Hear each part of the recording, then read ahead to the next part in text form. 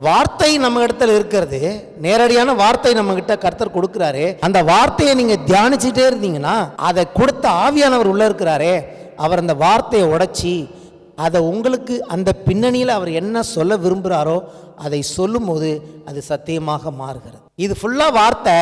இதை உட்காந்து நீங்கள் வாசிக்கும் போது அந்த தேவன் என்ன பண்ணுறாரு, அதை என்னத்துக்கு அவர் சொன்னாரோ, எதுக்கு உங்களுக்கு சொன்னாரோ, அதை உங்கள் வாழ்க்கையில் நீங்கள் அனுபவிக்க பெற்றுக்கொள்ள உதவி செய்கிறார். அவருடைய தழும்புகளால் சுகமானேன் என்பது வார்த்தை.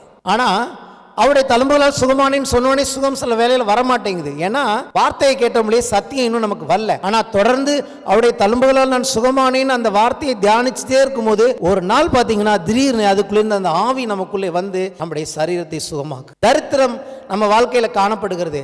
ஆனா வார்த்தை என்ன சொல்லுது? அவருடைய ஐஸ்வர்யத்தினால் நம்ம ஐஸ்வர்யவான்களா இருக்கிறோம் சொல்லுது. தரித்திரம் உடனே போலன்னு பயந்து போயிடக்கூடாது. கர்த்தருடைய வார்த்தையில் இருக்கிற அவர் என்னை ஐஸ்வர்யவானாய் மாற்றுவார் என்று சொல்லி தொடர்ந்து அந்த வார்த்தையை நீங்க தியானிக்கும் போது அதுக்குள்ள இருக்கிற அந்த ஆவியின் ஜீவனும் நமக்கு ரீச் ஆகும் போது அது சத்தியமாய் மாறுகிறது.